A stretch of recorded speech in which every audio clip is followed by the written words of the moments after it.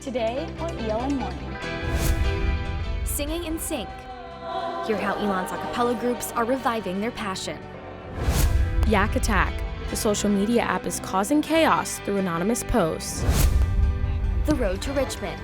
Elon football is looking to bounce back and beat the Spiders. Today, September 30th, 2021. This is ELN Morning.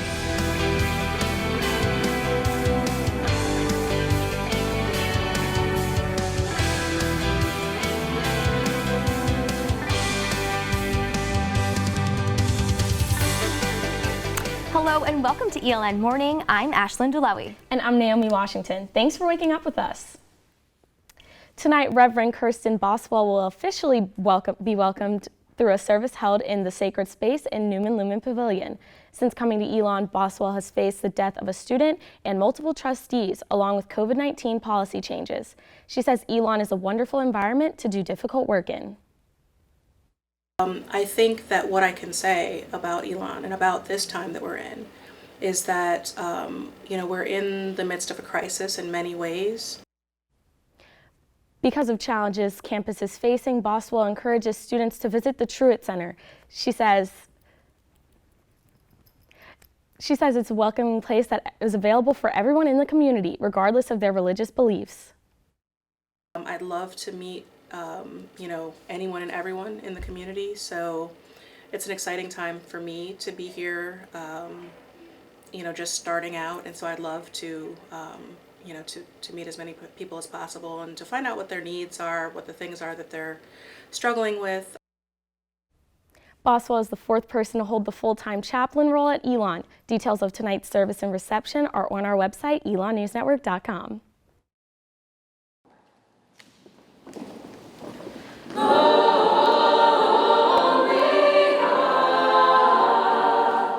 You just heard a preview of this weekend's Acapocalypse, which will feature all 7 of Elon's a cappella groups. Our Anne-Marie Bonner has more.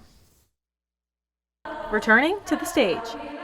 Shirley Tempo's president Julia Short is warming up for this weekend's performance, which is meant to benefit Elon Academy, a charity she works closely with. All of us have been looking forward to this. We have 8 new members this semester, which is a lot for us. So it's really exciting that this is going to be their first real concert, but also our juniors also haven't had a real concert because they got in during COVID. The group's music director, Anna Thompson, says picking music for this year's Acapocalypse has been an exciting process and one that took a lot of thought. They started picking songs as early as the summer to get ready for the show.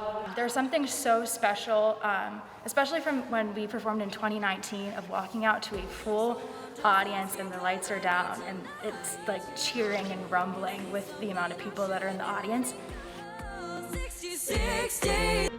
All 7 Elon a cappella groups will be performing on Saturday.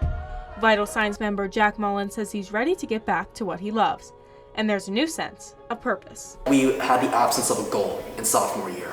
And now this year that we have the opportunity to be able to do these concerts again, our goal is back, and it just brought a whole new level of energy compared to what happened sophomore year. And very similar to what we felt freshman year, but now we're eager because we understand that we could lose that. Mullen says the feeling when he's singing on stage is a special one. You feel like a rock star for a second, you're just singing with your friends and you're hitting the right notes you need to hit and the audience starts clapping and cheering.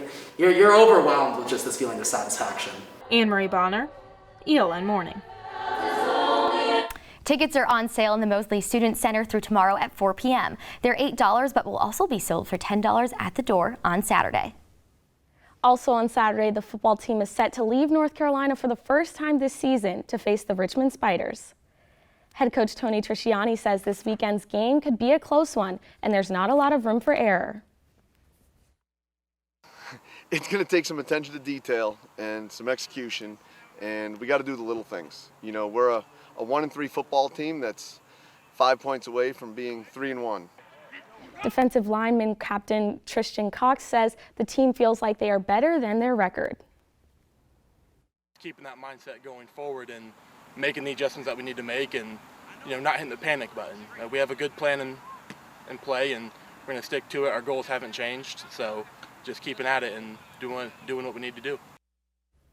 Kickoff for Saturday's game is set for 2 p.m. at Richmond.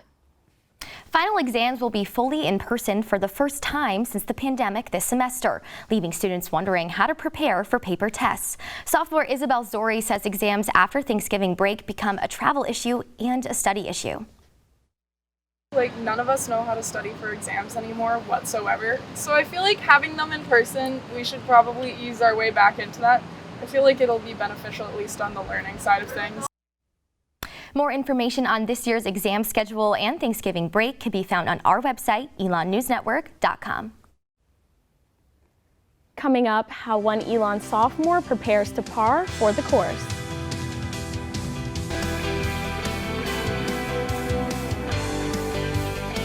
The social media app Yik Yak is back for the first time in 4 years. Our Kaylee Satani reports on how students are using it to share their Elon experiences.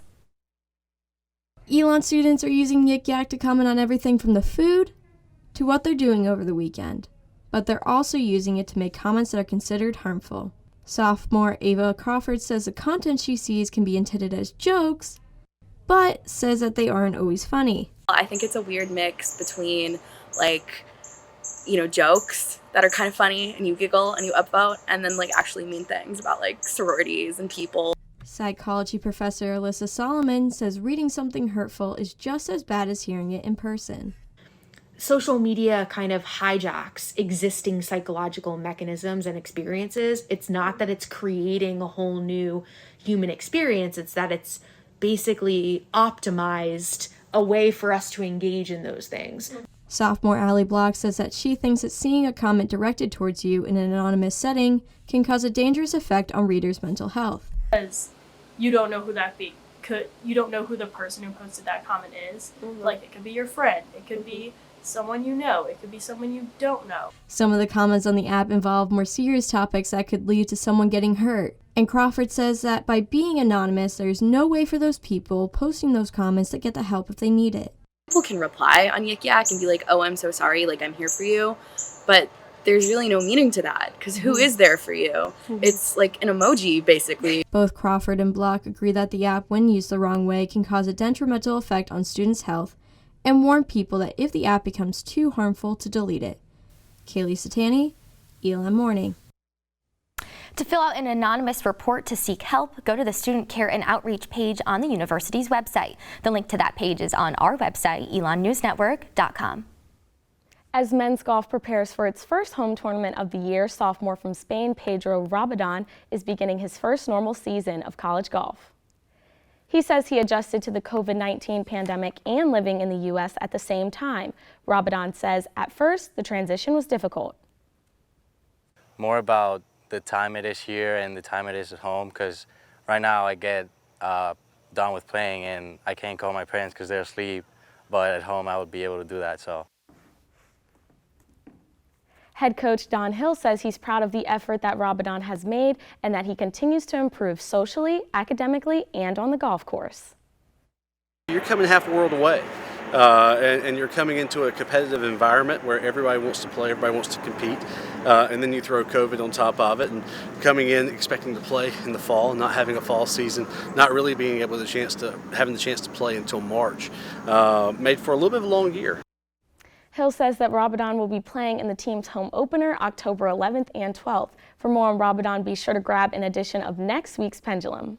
And ELN Morning will be back in 60 seconds with your Phoenix 5-day forecast.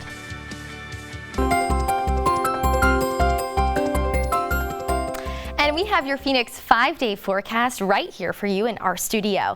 Last week, if you noticed, those temperatures were a bit cooler with that first week of fall upon us. And now it looks like, at least for today, those cooler temperatures are here to stay. If you were out at all this morning, you noticed the clouds are out and it's a little bit dark outside. There's no rain in the forecast for today, but those clouds will remain as we continue throughout the day. That temperature will stick at around 66 degrees as we move throughout the day. And then as we move to the evening, those clouds are going to stay and that temperature is going to drop down to about 54 degrees, so a bit chillier there. But let's take a look at that Phoenix 5-day forecast. It is our first weekend in October, but it looks like that North Carolina heat is going to stick around just a little bit longer.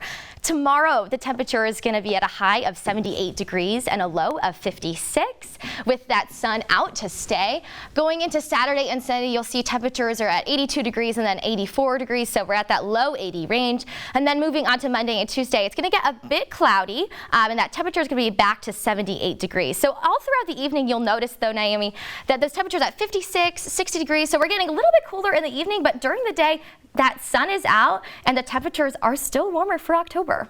Well, I'm super excited to get started doing fall activities, go to a pumpkin patch, maybe even a haunted house or something like that. How about you? Ooh, a haunted house, yes, absolutely. No, my roommate's already decorated our entire home with all the fall decor, so I know they'll be all about the apples, the pumpkins, all those festivities this weekend.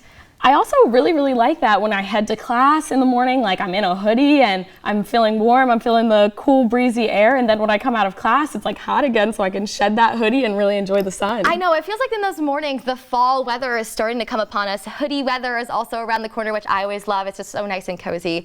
And hopefully, pretty soon, it'll be cooler as we move on through the October month. The university is hosting many different events to make sophomores feel connected, but some sophomores they feel campus-wide events have been a better way to meet people than sophomore-specific ones. So I'm going to be honest, I haven't gone to any of the particular sophomore ones. They just haven't really piqued my interest. I think they've done a good job with the overall ones. I feel like the events that ELN has put on for all of the classes, so for the school as a whole, has been helpful, but maybe not the sophomore specific.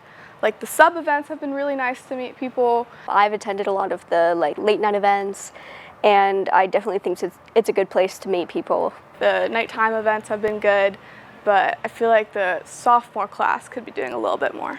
I feel like I've gotten to know a lot more of my classmates this year than really more any of the sophomore events. Sophomores are saying that even if the events are not well attended, it's nice that the university is recognizing the opportunities that were lost last year. There will be an ice cream social today at 4:15 in Medallion Plaza. That ice cream social sounds really fun. It's really great that those sophomores are starting to get a bit more opportunities as well. Yeah, I'm a sophomore, and I feel like the events are a really good way to recognize that we didn't get to have as many activities this year, and you know, I'm super happy to be in person and bond with my classmates better. No, absolutely. Well, that's all the news we have for you this morning. Thank you so much for joining us. For all the news you need to know when we're not on the air, visit our website, elonnewsnetwork.com. And follow us on social media at Elon News Network. Have a great rest of your day, Elon.